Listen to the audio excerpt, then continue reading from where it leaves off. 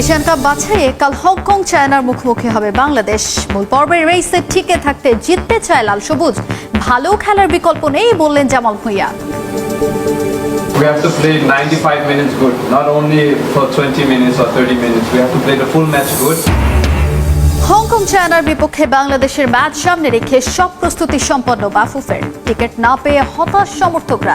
কালোবাজারি থেকে সতর্ক থাকতে বলল ফেডারেশন।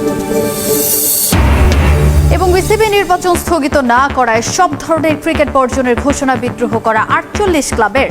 ভোট প্রক্রিয়া নিয়ে প্রশ্ন তামিম ইকবালের, বুলবুলকে অবৈধ সভাপতি দাবি। পর্বে টিকিট নিশ্চিতের রেসে টিকে থাকার ম্যাচে হংকং চায়নার মুখোমুখি হবে বাংলাদেশ। ভালো প্রস্তুতির কথা বলে কোচ হাভিয়ার কাবরেরা বড় প্রত্যাশার কথা শোনালেও বাস্তবতা বলছে ভিন্ন কথা। অন্যদিকে ম্যাচটা কঠিন মানলেও আত্মবিশ্বাসী হংকং কোচ। জাতীয় স্টেডিয়াম ঢাকায় ম্যাচ শুরু হবে বৃহস্পতিবার রাত 8টায়। হামজা চৌধুরীকে নিয়ে হংকং চায়না কোচের রসিকতা। তার দলে লেস্টার তারকা থাকলে নাকি বেঞ্চেই বসিয়ে রাখতেন। তাতে লাল সবুজদের মনোবলে এতটুকু চিড় ধরার কোনো কারণ নেই। কারণ রসিকতার ছলে হলেও হংকং কোচ কথাটা বলেছেন নিজেকে চাপমুক্ত রাখতে। অবশ্য প্রতিপক্ষ কি বলল তা নিয়ে ভাবার সময় নেই জামালদের। কোচ ব্যস্ত তারকায় ঠাসা হংকং এর বিপক্ষে কৌশল নিয়ে। সেখানেও আছে সমস্যা। এখনো পুরোপুরি ফিট নন তপু, আলামিনেরও আছে ইনজুরি। তবে এসব পাশ কাটিয়ে প্রত্যাশার কথাই কাবরেরার কণ্ঠে। আমাদের ভালো প্রস্তুতি হয়েছে। হংকং চায়না দল নিয়ে আমি চিন্তিত নই। র্যাঙ্কিং এ এগিয়ে থাকলেও দুটো দল কাছাকাছি শক্তির। এটা আমাদের জন্য খুবই গুরুত্বপূর্ণ ম্যাচ। কারণ এশিয়ান কাপে কোয়ালিফাই করার রেসে টিকে থাকতে হলে জয়ের কোনো বিকল্প নেই। ঢাকায় পা রেখে মাত্র একটি প্র্যাকটিস সেশন পেয়েছেন সমিত সোম। সঙ্গে আছে ভ্রমণ ক্লান্তি। 3 সেশনে হামজা দলের সঙ্গে মানিয়ে নিয়েছেন বেশ। লেফট ব্যাক পজিশনে জায়ান খেলছেন তা প্রায় নিশ্চিত। যদিও অধিনায়ক জামালের শুরুর একাদশে থাকা নিয়ে আছে সংশয়। We have to play 95 minutes good, not only for 20 minutes or 30 minutes. We have to play the full match good. We have discussed their weaknesses, but for me, tomorrow যারা খেলবে, they have to show character, they have to show personality, and they have to show courage. Brazil, France, Cameroon, Japan সহ ইউক্রেনের ফুটবলারদের নিয়ে গড়া দলটা যে Hong Kong China নামে খেলছে এটাই বিস্ময়। সে যাই হোক, ভিন্ন জাতিসত্তার হলেও তাদের এক সুতোয় বেঁধেছেন কোচ। এটাই ওদের বড় শক্তি। দলে সান্তোস, চায়না লিগ ওয়ানে খেলার মতো একাধিক ফুটবলার থাকলে কোচ আত্মবিশ্বাসী হবেন, এটাই স্বাভাবিক। আমরা আত্মবিশ্বাসী, তবে গ্যারান্টি দিচ্ছি না।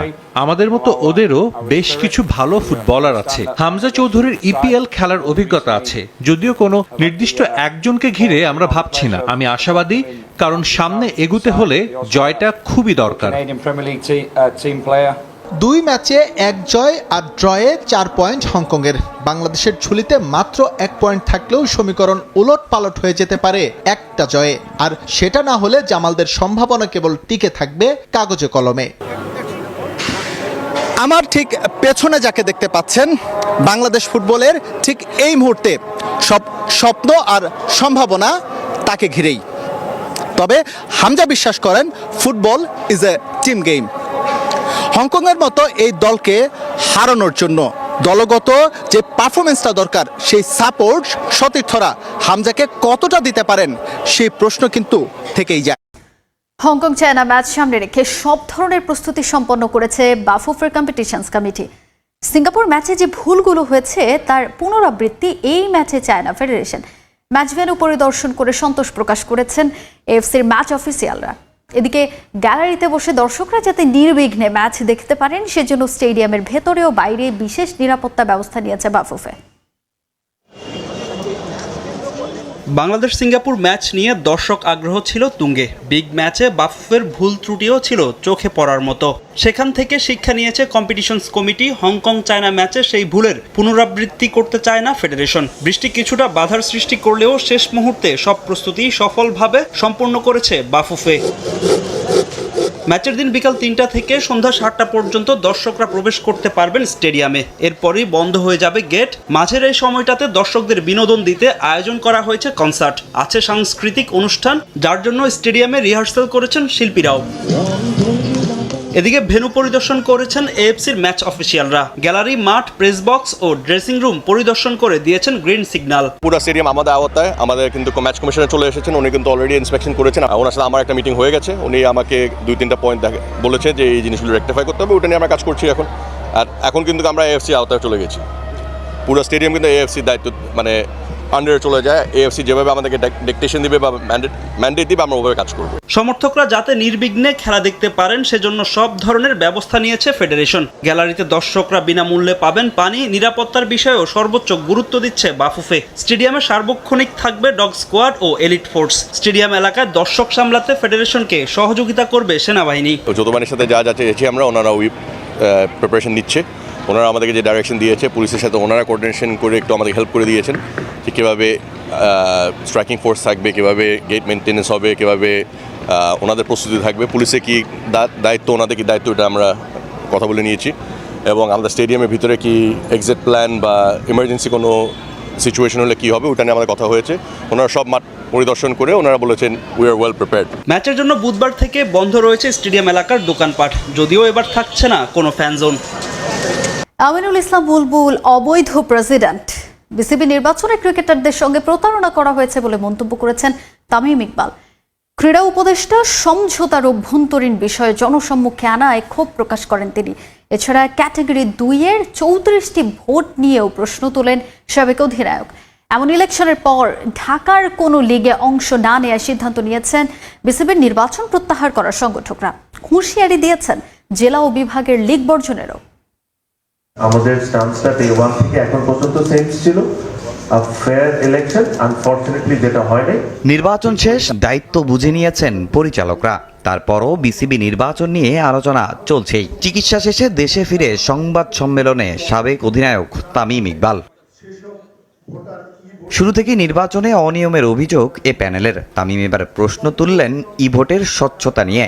হাস্যকর একটা জিনিস আমি দেখলাম এই ইলেকশনে, যে 42টা বা 43টা ভোট কাস্ট হয়েছে, if I am not wrong. এটার মধ্যে 34টা ই ভোটিং। তো 34টা ই ভোটিং, আর ওই 34 জনই কিন্তু ওই দিন সেন্টারে ছিল। আমি আপনাকে এতটুকু গ্যারান্টি দিয়ে বললাম, আমি যদি ইন্ডিভিজুয়ালি যদি দাঁড়াইতাম, আমার পক্ষে কোন টিম আছে, আমার বিপক্ষে কোন টিম আছে, তারপর আমি ইজিলি পাস করতাম। যে প্রসেসে ওনারা ডিরেক্টর হয়েছেন বা প্রেসিডেন্ট হয়েছেন, এটা কি ক্রিকেটের সবচেয়ে বড় স্টেক হোল্ডার, যারা প্লেয়াররা কি ডিজার্ভ করে কি করে না। ক্রীড়া উপদেষ্টার সঙ্গে সমঝোতার বিষয়টি নিয়েও মুখ খোলেন তামিম। অভ্যন্তরীণ বিষয় প্রকাশ্যে আনায় ক্ষোভ প্রকাশ করেন সাবেক অধিনায়ক। তাদের প্যানেল থেকে ইফতেখার মিঠুর সরে যাওয়াটাও নতুন অভিজ্ঞতা। তামিম দিয়েছেন হুঁশিয়ারিও। যখন আপনি একটা নেগোসিয়েশন টেবিলে বসবেন বা একটা নিজেদের রুমে আলোচনা করবেন, কিছু অলিখিত রুলস থাকে। রুলসটা কি থাকে, যে ডিসকাশনগুলো আমরা এই জায়গায় করছি, এটা এই জায়গায় থাকবে, এটা পাবলিকলি আনার দরকার নেই, কোনো কিছু দরকার নেই। তো আমার কাছে মনে হয় আমাদের সবার এই জিনিসটা মেনটেন করা উচিত। ইলেকশনে লাস্ট মিনিটে পল্টি হয়ে গেল, হয়েছে। আজকে আপনারা যা স্টেটমেন্ট দিচ্ছেন, এই স্টেটমেন্টের সাথেই কিন্তু থাকেন। ভবিষ্যতে যদি কোনো কিছু হয়, তখন কিন্তু স্টেটমেন্ট চেঞ্জ করে আমাদের সাথে এসে বসে যাবেন না। আসসালামু আলাইকুম সবাইকে, আশা করি সবাই ভালো আছেন। তো সকাল সকাল হাঁটতেছি, তো ব্লগ করতে চলে আসলাম। আশা করি সবাই ভালো আছেন। তো আমি এখন হেঁটে বাসার দিকে যাচ্ছি। সকাল সকাল ঘুম থেকে উঠে একটু হাঁটাহাঁটি করা দরকার, যাতে শরীর সুস্থ থাকে। আমাদের সবার শরীর সুস্থ থাকা খুবই দরকার, এই জন্য সকালে হাঁটাহাঁটি করার দরকার আছে। আমাদের এলাকা গ্রামের মধ্যে, এদিকে এর জন্য চারদিকে ঝোপ জঙ্গল।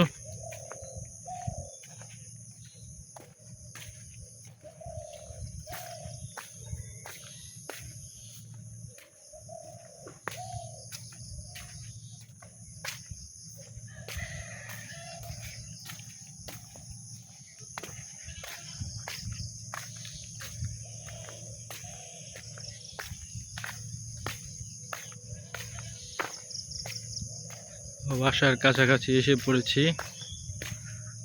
বাসা খুব বেশি দূরে নয়,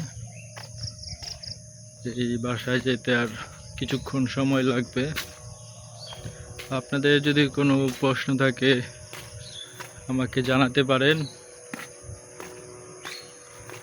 আমি যথাযথ উত্তর দেওয়ার চেষ্টা করব।